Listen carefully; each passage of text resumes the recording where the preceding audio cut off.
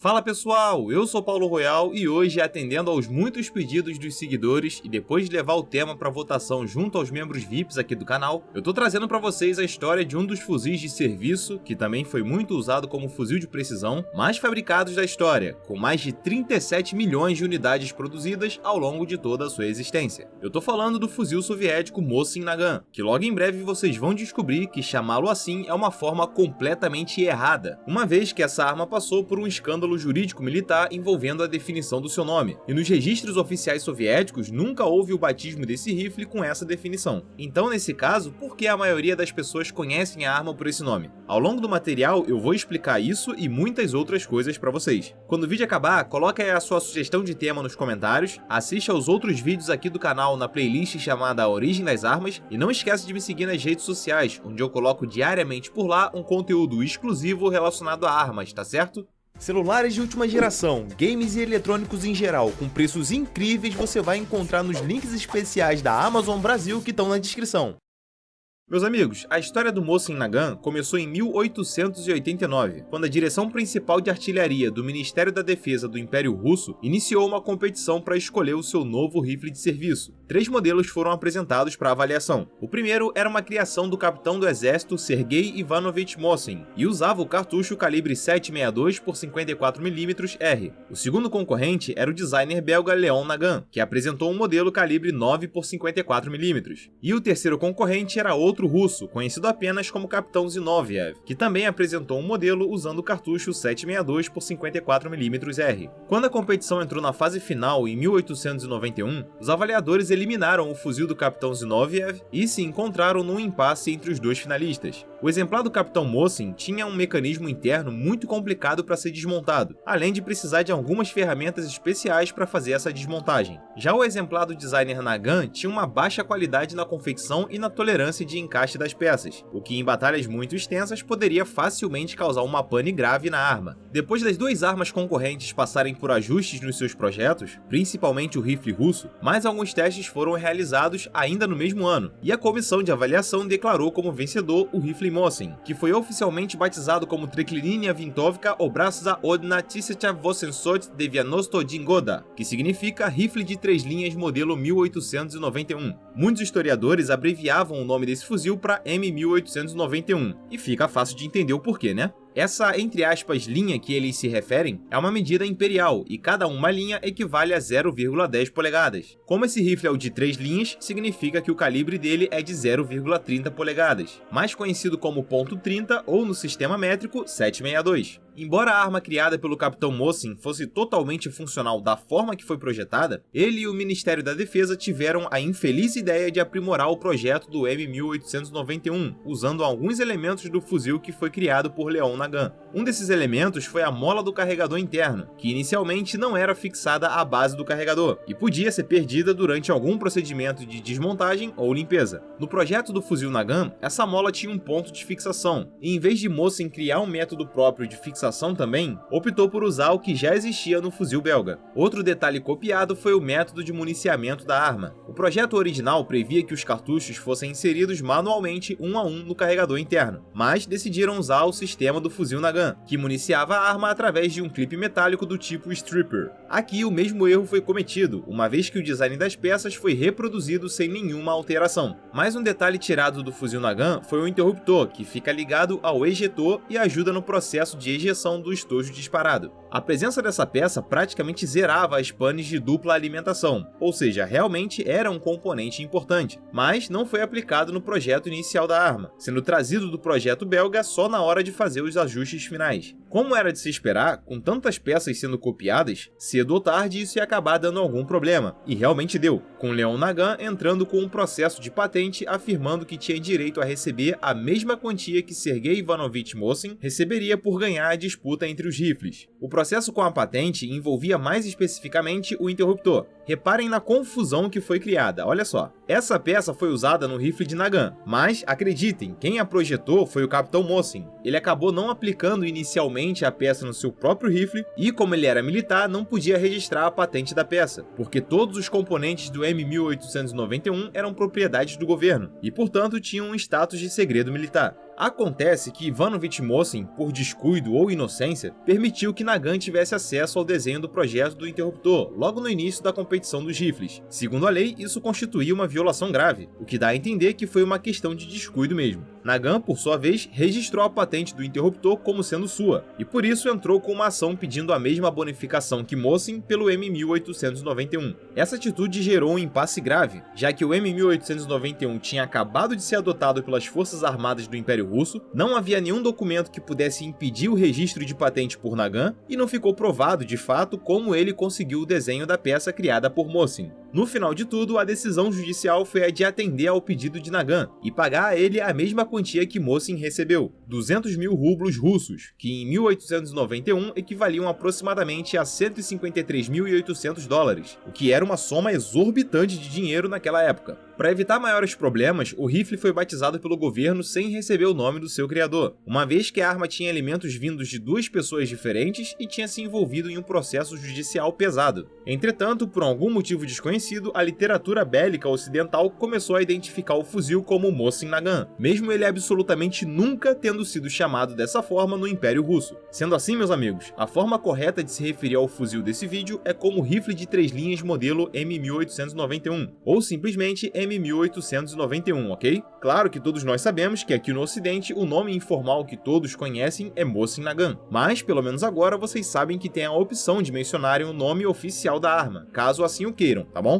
Para garantir que as tropas imperiais russas fossem armadas rapidamente com seu novo fuzil, o governo contratou 3 grandes fábricas nacionais, a Ijesk, a Tula e a Sestrorietsky. Além disso, a fábrica francesa de armas Manufacture d'Armes de Châtellerault recebeu um contrato para que produzisse 500 mil unidades do M1891. O primeiro grande conflito desse fuzil foi a Guerra Russo-Japonesa, que aconteceu de fevereiro de 1904 até dezembro de 1905, e no início dela já tinham sido construídos mais de 3,8 milhões de exemplares. No início da Primeira Guerra Mundial, mais um escândalo aconteceu envolvendo o fuzil M1891. Mas antes de eu mostrar para vocês esse calote gigantesco que o Império Russo deu nos Estados Unidos, eu queria pedir para vocês se inscreverem aqui no canal e ativarem as notificações, porque isso ajuda bastante o meu trabalho e, em contrapartida, vocês são avisados toda vez que eu publico algum material aqui na plataforma, tá certo? Então, pessoal, assim que a Primeira Guerra Mundial estourou, o Império Russo tinha uma escassez muito grande de materiais para construir suas próprias armas. Para resolver uma parte do problema, 2 fábricas norte-americanas foram contratadas, a Remington Arms e a New England Westinghouse Company, para que juntas fabricassem e entregassem o mais breve possível 3,3 milhões de unidades do fuzil M1891. Quando a produção já passava de 1 milhão de unidades, em outubro de 1917 aconteceu no Império Russo a chamada Revolução Socialista de Outubro, que resultou na proclamação da República Socialista Federativa Soviética Russa, onde os responsáveis por esse movimento ordenaram a suspensão da produção do restante das armas nos Estados Unidos. Quando os soviéticos saíram da Primeira Guerra Mundial em março de 1918, aproximadamente 470 mil fuzis já tinham sido entregues pelas fábricas norte-americanas, e o novo governo bolchevique, que era liderado por Vladimir Lenin, decidiu que simplesmente não iria pagar por nenhuma das armas que tinham sido fabricadas, mesmo já tendo recebido quase 500 mil de unidades. Sem dúvida alguma, isso deixou a Remington e a Westinghouse à beira da falência, e a, entre aspas, sorte é que eles tinham parado de fabricar o restante das armas desde a Revolução de Outubro, senão o calote ia ser maior ainda e nada ia poder salvar as 2 empresas. O exército dos Estados Unidos aproveitou o fato de que precisava de novas armas para as suas tropas secundárias e ajudou as 2 corporações a se recuperar financeiramente, comprando 280 mil unidades dos fuzis soviéticos que ainda não tinham sido enviados para o Oriente. Isso fez com que as 2 fabricantes não fechassem as portas. Antes de eu começar a falar sobre o uso do M1891 na Segunda Guerra Mundial, é fundamental que eu mostre antes quais foram os principais modelos variantes soviéticos desse fuzil que foram criados ao longo dos anos da sua produção.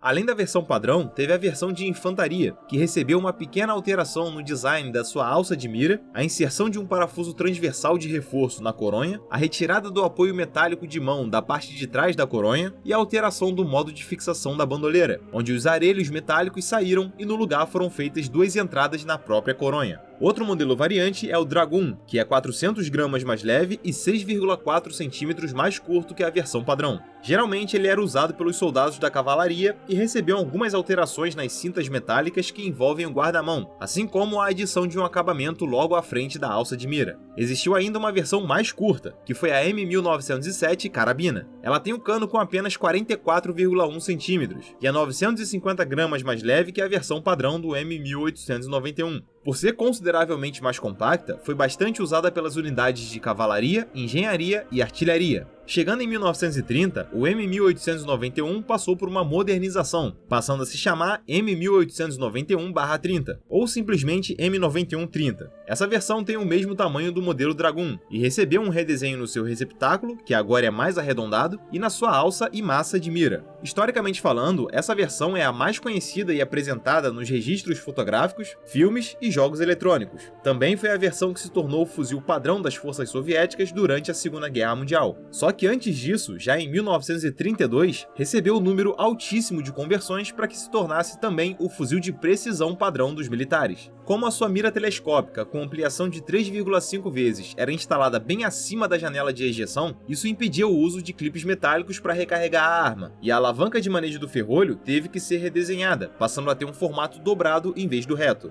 Falando em Segunda Guerra Mundial, a partir desse momento é que o Ocidente realmente conheceu de forma mais ampla a eficácia do M9130 em combate, revelando na história bélica mundial diversos nomes de snipers soviéticos que foram muito proficientes usando esse fuzil. Dentre os nomes mais conhecidos nós temos Lyudmila Pavlichenko, Rosa Shanina e o lendário Vassili Zaitsev. Entretanto, no exército finlandês também existiu um atirador de elite chamado Simo Hällhä, apelidado como Morte Branca, que marcou seu nome na história por operar com perfeição o seu rifle M2830, que era uma versão feita no seu país baseada no modelo soviético. Importante ressaltar que ele optava por não usar miras telescópicas na sua arma, porque, segundo ele, o reflexo do sol na lente acabava denunciando a sua posição. Muitos outros países fizeram cópias, licenciadas ou não, do rifle soviético M9130, onde os principais foram Finlândia, Estônia, Tchecoslováquia, Hungria, China, Romênia e Polônia. Os modelos que foram comprados pelos militares norte-americanos na Primeira Guerra Mundial, posteriormente foram vendidos ao público, onde a faixa de preço de cada unidade era de irrisórios $3. Muitos compradores dessas armas faziam a modificação do calibre das mesmas, o alterando do 7,62 por 54mm R para o 30,06 Springfield, que era muito mais fácil de ser encontrado no país. Nas últimas décadas, os exemplares que não receberam a conversão e se encontram em bom estado de conservação vêm sendo altamente disputados por colecionadores do mundo todo, valendo de $400 a $5.000. Uma outra curiosidade também sobre o M1891 é que durante a Revolução Russa de 1917, muitos rebeldes serravam a coronha e o cano do fuzil. Em alguns casos, às vezes até tiravam a coronha, instalando no lugar uma empunhadura de gatilho, o que basicamente criava uma espécie de pistola que disparava cartuchos de alta energia. Essa modificação fez com que a arma ficasse conhecida como obrez, que significa ao pé da letra aparar.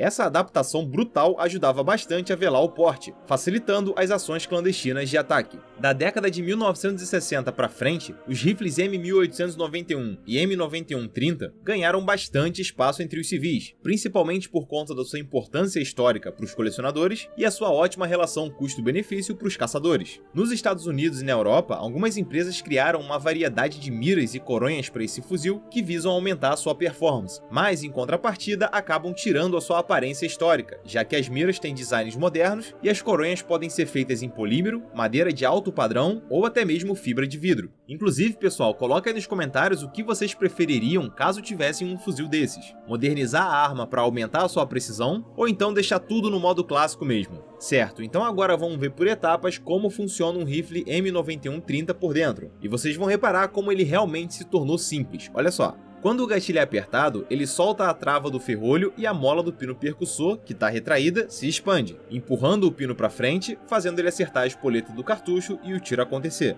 Quando o operador levanta a alavanca de manejo do ferrolho, só esse movimento já recoloca a mola na posição inicial. Ao mesmo tempo, o extrator segura o aro do estojo e quando o operador puxa o ferrolho para trás até o final do curso, o estojo é ejetado. Depois disso, basta o operador empurrar o ferrolho para frente, que a face dele vai pegar um novo cartucho no carregador e colocar na entrada do cano. Quando a alavanca de manejo é abaixada, o ferrolho se tranca e o ciclo é finalizado. Na ficha técnica de hoje, eu vou usar o modelo mais famoso do M1891, que é o 9130. Os dados dessa arma são os seguintes: o peso dela descarregada e sem a mira telescópica é de 4 kg. O comprimento total da arma é de 1,23 m. O comprimento do cano é de 73 cm. O cartucho padrão usado na versão soviética é o 762 por 54 mm R. A capacidade do carregador interno é de 5 cartuchos. A velocidade do projétil é de 865 metros por segundo. O alcance operacional, com auxílio de uma mira telescópica, claro, é de 875 metros.